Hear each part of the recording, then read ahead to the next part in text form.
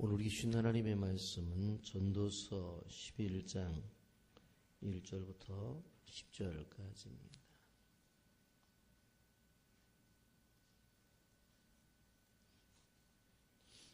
전도서 11장 1절부터 10절 말씀까지 교독하십니다.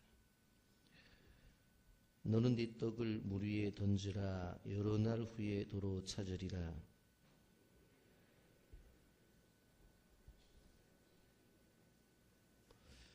구름에 비가 가득하면 땅에 쏟아지며 나무가 나무로나 북으로나 쓰러지면 그 쓰러진 곳에 그냥 있으리라.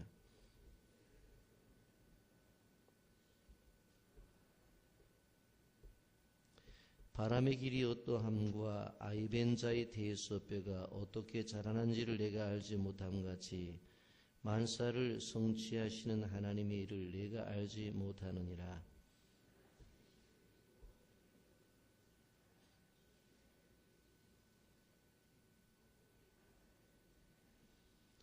빛은 실로 아름다운 것이라. 눈으로 해를 보는 것이 즐거운 일이로다.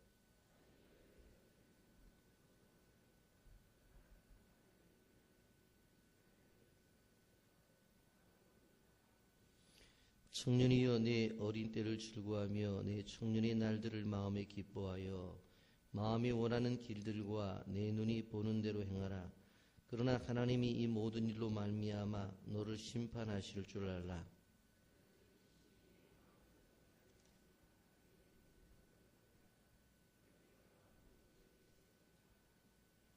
아멘.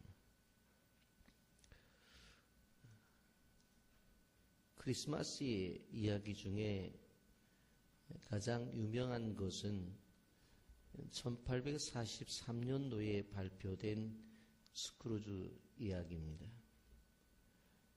스크루지는 자린고비 구두쇠로서 인정이라고는 손톱끝만한 인정도 없는 수준이었습니다. 그가 성탄절 전날 밤에 본래 공동으로 사업을 하던 친구의 유령을 만나 자신의 과거와 현재와 미래의 모습을 보게 됩니다. 그가 그 모습 속에서 자신의 죄를 뉘우치고 사람다운 마음을 갖게 된다는 이야기입니다. 그는 친구의 유령을 보면서 자신의 삶을 돌아보았습니다. 그리고 자신이 얼마나 선한 일을 하지 않았는지, 얼마나 나쁘게만 살았는지를 깨닫게 되었습니다. 그래서 그는 완전히 다른 사람이 되어서 이제 선한 사람으로 바뀌어지게 된 것입니다. 여러분, 오늘날 우리가 생각해 봐야 되는 것은 오늘이라고 하는 이날에 내가 하나님의 부르심을 받는다고 한다면 내 인생이 어떤 평가를 받게 될 것인가 하는 생각을 해봐야 되는 것입니다. 성경은 우리를 향해서 요구하시는 것이 주는 삶을 살라고 말씀을 합니다. 나의 인생이 플러스 인생인가 아니면 마이너스 인생인가? 내 인생을 통해서 내가 다른 사람에게 준 것과 그리고 내 삶에 있어서 다른 사람으로부터 받은 것을 저울질을 한다고 한다면 어떤 것이 더 무거운가 하는 부분을 생각해 봐야 된다는 것입니다. 그래서 인생의 이 저울에 올려놓았을 때에 내가 다른 사람들에게 준 것과 그리고 다른 사람들로부터 받은 것을 저울질할 때 다른 사람들에게 준 것이 더 무거워지는 저울추가 더 내려가는 인생이 되어져야 된다라는 것입니다. 오늘 1절 말씀은 너는 내 떡을 물 위에 던져라. 여러 날 후에 도로 찾으리라. 그렇게 말씀합니다. 이 말씀의 핵심이 무엇인가 하면 자신에게 주어진 내 떡, 내게 주어진 것을 던지게 되어지면 시간이 지나면 그것은 내가 도로 분명히 찾는다. 그렇게 말씀하고 있습니다. 여러분, 이것은 하나님이 세우신 아름다운 법입니다.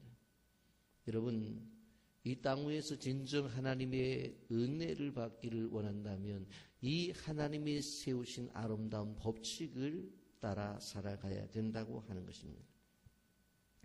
많은 사람들의 문제가 뭐냐? 떡을 물 위에 던지지 않습니다. 심지 않습니다. 그리고는 거두려고만 하는 것을 볼 수가 있습니다. 이 땅 위에 많이 뿌릴 때에 하나님은 우리에게 많은 것을 채워주신다고 하는 이 법칙, 이것을 우리는 기억해야 되는 것입니다. 여러분, 이것을 우리는 주고받기의 법칙이라고 그렇게 말씀을 드릴 수가 있습니다. 여러분, 그러나 한 가지, 이 일을 행함에 있어서 우리가 주의해야 될 것은 이것 자체가 자신의 의가 되어지고 자신의 공적이 되어져서는 안 된다는 게 무슨 말인가 하면, 야, 세상 사람들 봐라. 이 세상 속에서 누구 하나 남 도와주는 사람 없잖아. 그런데 나는 하잖아. 누구 하나 요구만 하지 베푸는 사람 없잖아. 그런데 나는 하잖아. 여러분, 이런 생각을 가져선 안 된다라고 하는 것입니다. 여러분, 주는 것은 주는 것으로 끝나야 돼요. 그리고 누가 공급해 주는 것을 기다려야 돼요? 하나님이 공급해 주시는 것을 기다려야 된다는 거예요. 저는 교회 안에서 믿음 생활을 하시는 분들 가운데서 가끔 하나님의 법칙이 아니라 자꾸 사람의 생각을 가지고 그렇게 행동하는 일들을 볼 때, 이래서는 안 되는데 하는 생각을 가지게 됩니다. 어느 날 제가 어떤 분하고 제가 대화를 하면서, 아니, 왜 지난번에 장례 때 보이지 않았냐고 제가 이렇게 물었더니, 그 집도 우리 장례에 오지 않았다는 거예요. 결국 제가 깜짝 놀랐던 것은, 하나님 안에서 믿음의 생활을 하는 것은 결혼식을 하든 장례를 하든 그 사람에게, 사실 그 사람의 가정에 일이 있어서 가는 것은 분명하지만, 여러분, 사람에게 심는 것이 아니라 하나님에게 심는다는 생각을 갖고 가야 됩니다. 그리고 그것은 결국 나중에 하나님이 나의 삶에 어떤 방법이든지 간에 되돌려준다는 생각을 가져야 되는 것이지, 앉아가지고 그 집에 내가 왜 안 가냐? 그 집도 안 왔어. 왜 그 집에 베풀지 않느냐? 그 사람도 나한테 한 게 없어. 그렇다고 한다면 하나님을 믿는 사람의 믿음의 원리가 도대체 뭘고, 하나님께서 우리에게 주신 은혜에 대한 것들에 대한 보답이 뭐냐라고 우리는 질문할 수밖에 없다고 하는 거예요. 그러면 정작 제가 그런 질문하지 않았지만, 주님이 당신을 위해서 십자가에 죽었는데 주님을 위해서 목숨 내놓느냐? 또 그건 아니라는 말이에요. 그렇다고 한다면 예수를 믿는 삶이 도대체 뭐예요? 여러분, 우리가 기억해야 될 것은, 그렇기 때문에 그리스도의 삶이라고 하는 것은 나눌 때에 그것은 바로 하나님의 은혜를 생각하며 나누는 거지, 그 사람에게 받으려고 생각하지 말라는. 그러면 제가 말씀드립니다. 상처받습니다. 왜? 사람은 사람끼리도 자기가 받은 은혜만큼 그 사람에게 하는 것이 인간됨이 아니에요. 그건 그렇게 잘하지를 못해요. 그래서 하나님을 생각해야 돼요. 그리고 우리가 주었을 때에 사랑으로 주어야 돼요. 그럴 때에 우리에게 오는 것은 사랑을 뛰어넘는 하나님의 은혜로 우리에게 다가온다는 것을 우리는 알아야 되는 거지.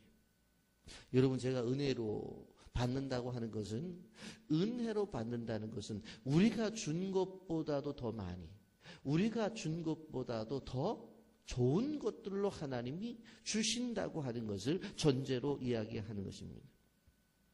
여러분, 그러므로 인생을 살아가면서 이 주고받기의 법칙, 이것은 바로 이 하나님의 사람들이 가지는 그러한 삶의 태도가 되어져야 됩니다.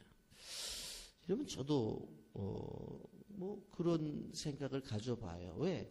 교인들을 여러 이렇게 경험하다 보니까 정말 남에게 베풀고 나누는 사람들이 있어요. 그런데 이렇게 보면 베풀고 나눔에 그렇게 넉넉하지 않은 분들도 계신 것을 볼 수가 있어요. 또 어떤 분들은 나누고 베푸는데 어느 선까지 그 이상은 안 해요. 예? 세속적인 표현을 쓴다고 한다면 된장찌개, 김치찌개 요 정도까지는 해요. 근데 그 이상은 안 해요. 그런 분들도 봐요. 그런데 그런 어떠한 것들을 이렇게 보면서 우리는 우리의 눈과 시각으로 함부로 사람을 평가하지 말라는 거예요. 결국은 우리는 하나님이 주시는 것들에 대해서 생각을 해야 된다고 하는 것입니다. 그런데 왜 나누지를 않느냐? 그것은 자신이 손해를 본다고 생각하기 때문에 그래요. 근데 성경은 뭐라고 말을 해요? 그건 아니다. 그것은 하나님이 분명코 이익을 주신다는 거예요. 여러분, 생각해 보세요. 내가 다른 사람들에게 베풀었어요. 나누었어요. 호주머니가 빈단 말이에요. 시간을 내서 다른 사람들을 찾아가서 위로를 했어요. 시간이 없어지는 거 분명해요. 그렇기 때문에 손해라고 하는 거예요. 수학적으로는 손해. 그런데 하나님 편에서 볼 때는 그건 손해가 아니에요. 이익이라고 하는 거예요. 이 역설을 알아야 돼요. 하나님의 나라는 끊임없이 하나님과의 관계 속에서 손해를 보겠다고 달려들어야 돼요. 그래야지만 이익이 오는 거예요. 하나님의 나라 속에서는 형편이 힘들고 어려운 사람들을 향해서 내가 손해를 보겠다고 달려들어야 돼요. 그래야지 거기에 뭐가 와요? 이익이 와요. 그리고 바로 그것이, 그 삶이 하나님 나라까지 이어지는 것입니다. 여러분, 손해가 이익되는 이 진리가 우리에게 깨달아져야 돼야죠. 여러분, 우리가 우리의 인생의 삶 속에서 손해가 되지 아니하면, 계산을 해서 손해가 되지 아니하면 세상의 창고에 쌓이죠. 그러죠. 사람과의 관계에서 계산해서 이렇게 하고 이렇게 하면 얼마가 남겠다, 호주머니 쌓이겠죠. 그런데 손해를 보겠다고 해서 하나님과 이웃과의 관계 속에서 그 모든 것들을 달려들면 하늘 창고에 쌓인다는 걸 알아요. 우리는 세상의 창고에 쌓으려고 세상을 살아가는 사람들이 아니에요. 우리는 하나님 나라의 창고에 쌓기 위해서 살아가는 사람들이에요.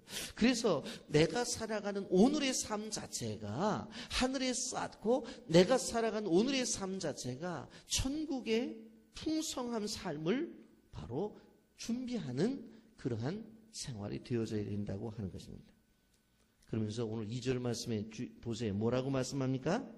7에게나 8에게 나눠줄지어다. 무슨 재앙이 땅에 임하는지 내가 알지 못함이니라. 7에게나 8에게나 나눠줄지어다.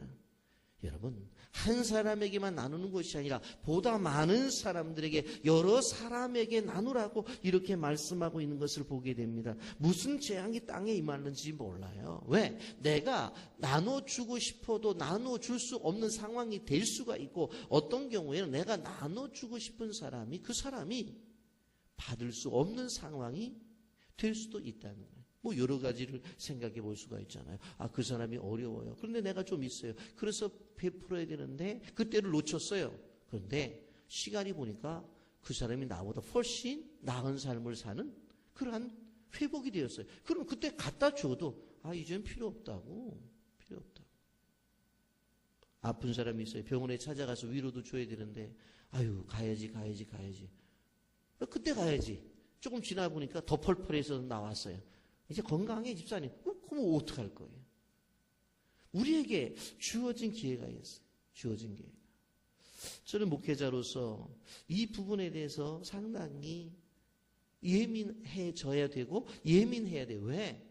어느 때 말씀을 권고하고 어느 때 찾아가고 어느 때 기도해 줘야 될 때를 정확하게 알 때 그것이 좋은 목회자란 말이에요. 보면 여러분 우리 권사님들이 이제 하나님 품에 가시는 분이 계신데 너무 바쁘고 힘들고 여러 가지 뜻 속에도 그래도 이번 주간에 갔다 와야지. 갔다 왔어요.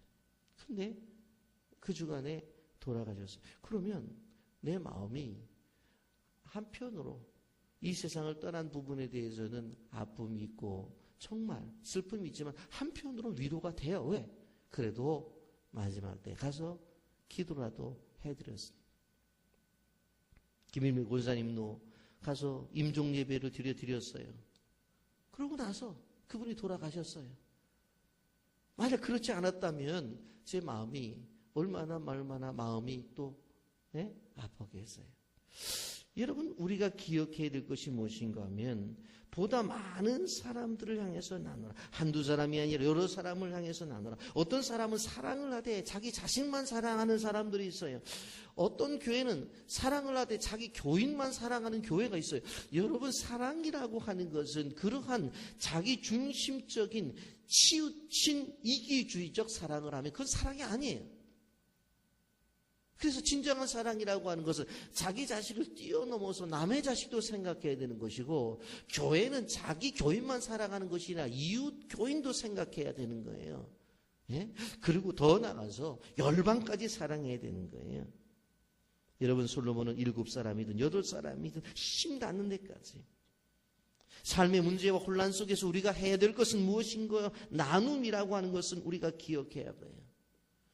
여러분 우리는 요즘 일어나는 정치적인 국회의원 공천을 보면서 우리가 바라보면서 뭘 봐야 돼요? 모든 백성들이 이것은 아니다 저것은 아니다 그렇게 말을 하지만 너무나 이기주의적 행태가 그 속에 있다고 하는 그것이 잘못이라고 하는 거예요. 여러분